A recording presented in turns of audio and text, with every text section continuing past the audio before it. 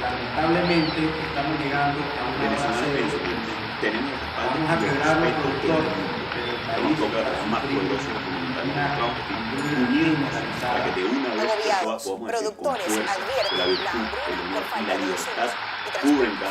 Así comenzamos noticias NTN 24 Venezuela. Regreso con compromiso de nuestras ciudades, con acciones y medidas que se irán ejecutando y con el llamado a nuestro pueblo para que volvamos a reactivar la lucha y la movilización comunicación han llevado a la destrucción de los productores de alimentos, poniendo en jaque a los consumidores venezolanos. A cada uno de ustedes como una 60% de elección lo que se a consume asumir en el toda sur. Los Venezuela convoco se a produce cada en uno el de sur del lago de ustedes, que somos los Maracaibo, protagonistas de la precisamente el liberación más de golpeado en Venezuela. esta Y crisis. estamos llamados Veamos las a ser declaraciones uno del para que presidente de pueda la existir un Asociación solo país de Ganaderos de de presente Táchira. y de futuro. Manifestamos que esta parálisis generalizada que está ocurriendo en nuestro campo no ha sido provocada por nosotros, porque nosotros lo único que sabemos es trabajar y producir. Pero que lamentablemente estamos llegando a una hora cero donde vamos a quebrar los productores, pero el país va a sufrir una hambruna fuera del país generalizada. debemos reactivar la No hay movilización campos, y no hay producción en nuestros campos, la no hay dictadura trabajo en es peligro nuestros para campos, todos. no hay alimentos, lamentablemente todos vamos a sufrir Por eso nuestros el aliados han hambre dispuesto a aumentar la presión hasta el máximo nivel que haga falta. Es Desde el momento 2015, de frenar muy toda en farsa Venezuela, recurriendo 3 a la verdad. millones de personas. La Ustedes ONU son la clave de considera la que la libertad. mayoría de ellas En deben ser 2019 tratadas como nos dio refugiados. capacidades, Ministro también Cid, lecciones portavoz de la que ACNUR, nos han servido para aseguró renovar que y diariamente consolidar abandonan el nuestras país entre fronteras. La 3.000 solución y de 5.000 fondo personas. para También Venezuela pidió a los solo estados ocurrirá receptores que los cuando lo vean venezolanos con no mucha sean presión expulsados y elecciones obligados a regresar a presidenciales su país. realmente libres. Para La ello tenemos el embajadora de apoyo Venezuela y en el Costa consenso Rica, del mundo, designada por Juan de las Guaidó, principales María potencias Faría que se han Faría, comprometido anunció a la hacer apertura de la cualquier sede fraude desde que este intente la martes dictadura, con un así video como lo donde hicieron el explica 20 de cómo mayo será el del proceso de atención 2018. en ese Durante despacho. este esfuerzo, Nuevamente este respetado martes y del negaron gobierno el de Europa, acceso a la prensa y al Inglaterra, personal Alemania, administrativo a la sede del Parlamento Canadá, venezolano. Grecia, Sin embargo, Austria, hubo Holanda, sesión de la Estados Asamblea Unidos, y se una aprobó serie de un acciones acuerdo en rechazo al concretas fraude electoral para lograr la el libertad 20 de de mayo del Venezuela año y pasado, acabar cuando con el Maduro se sufrimiento. reeligió en el cargo. Les doy mi palabra. Por Lo cierto, vamos que el a exdirector de desde inteligencia todo lo que militar, tenga que hacer Hugo para Carvajal, lograr emitió un comunicado en el que asegura que el arquitecto del fraude del 20 de mayo fue el regresamos con la exfuncionario profunda de la convicción DGC, que Carlos Quintero Venezuela va a Cuevas. ser libre. Quintero Cuevas Y lo trabajó veremos en el dejar a un Departamento de lado Informática de la la División de destrucción Contingencia y el Militar, dolor que que actualmente esta pertenece a la masacre Junta resolverá. Electoral del CNE, Decimos salir con acceso asumiendo total todos los riesgos a la base de los por el momento y resultados la electorales. Así lo Según amerita. Carvajal, el propio Carlos Quintero le dijo en 2017 que le bastaba una llamada de Celia Flores o Llegó el Gustavo momento Cabello de para alterar los resultados. El hombre ya está sancionado por Estados Unidos y tiene Ela falava com una orden de prohibición de estudantes, entrada a ese como era uma país. pessoa à frente Para do Juan tempo Guaidó dela, es sabia, cínico uma hablar de mulher que adelanto sabia de ler e elecciones escrever parlamentarias. cultuada, ela Decir reunia estudantes, de adelantar unas elecciones parlamentarias cuando todos sabemos cuál es el problema. sobre química, matemática e outros Cuando assuntos. todos sabemos que lo que nos arrastró aquí E fue precisamente então, no celebrar elecciones libres, transparentes, justas, competitivas.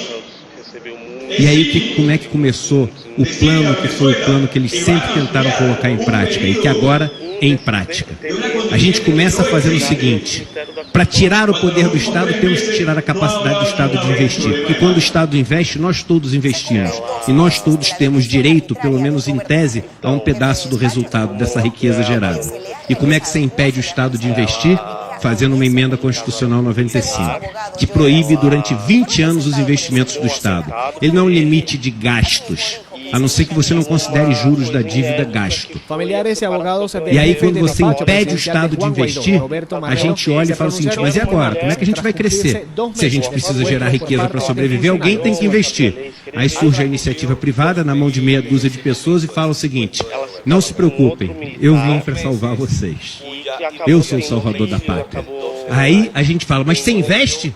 Aí eu invisto, eu gero empregos, eu gero crescimento, mas, e aí, assim como um sequestrador que assalta um banco e bota as pessoas de refém, ele começa com as exigências. Primeira exigência: eu quero que vocês passem uma reforma trabalhista. Aí eu começo a investir. Eu, quando era pequeno, meu avô tinha uma fazenda, ele falava assim: nunca dê um nome ao boi, porque senão você não consegue matar. A gente parou de dar nome aos bois e hoje a gente mata, sem preocupação. Somos todos números de uma planilha de Excel. sujeitos a cortes, emendas e contas de chegada. E aí a gente passa a reforma trabalhista e fala, solta o refém, por favor. Ele fala, não, só solto quando você passar uma reforma da Previdência. Investir. E vai falar o seguinte, na verdade, o que precisa é o Estado voltar a investir para induzir. E aí vai cair a emenda constitucional 95. Mas quando ela cair, todos os mecanismos foram feitos para não cair nada da riqueza que for gerada na mão do trabalhador, na mão daquelas pessoas que geram a riqueza. E vão cair só na mão dessas pessoas que concentram já todo o capital do Brasil.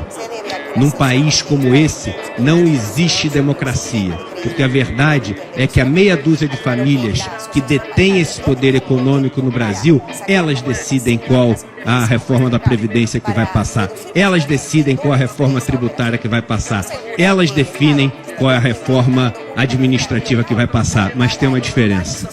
Eu não votei em nenhum fabricante de cerveja, nem dono de banco, para ditar os caminhos da minha vida. Não são esses empresários que devem ditar os caminhos que a gente deve seguir. E enquanto a gente acumular essa riqueza, esse capital na mão dessas pessoas, a gente vai ter uma falsa impressão de que os rumos desse país vão estar sendo tomados pelas pessoas que foram votadas, mas vão estar sendo tomados por aquelas pessoas que detêm mais o dinheiro. A gente vive num país onde cada CPF não vale um voto, cada real vale um voto, quando a gente está falando sobre os caminhos que vão ser decididos. Também a organização não governamental Greenpeace criticou ontem o Conselho sem governadores estaduais da região amazônica e a falta de metas e de orçamento do órgão. Hoje, o presidente Bolsonaro atacou o grupo ambientalista. Quem é Greenpeace?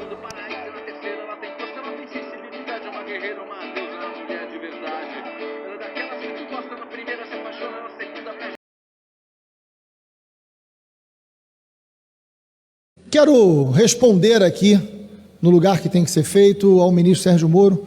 O ministro Sérgio Moro perdeu uma excelente oportunidade de ficar calado, deputado Bira.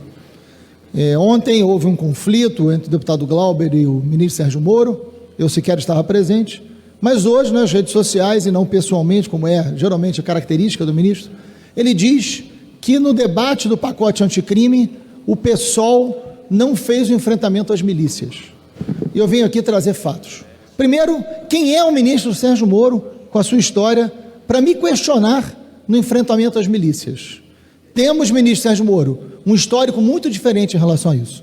Em 2008, eu presidi a CPI das milícias. E foi uma das ações mais importantes do enfrentamento às milícias. Foi quando, através da CPI, milícia foi considerado crime. Milícia virou um tipo penal por causa da CPI que presidi, que levou à prisão mais de 240 líderes de milícias no Rio de Janeiro, e todos, até os deputados, está aqui o deputado Antônio, até os deputados que não são da esquerda do Rio de Janeiro, concordam com o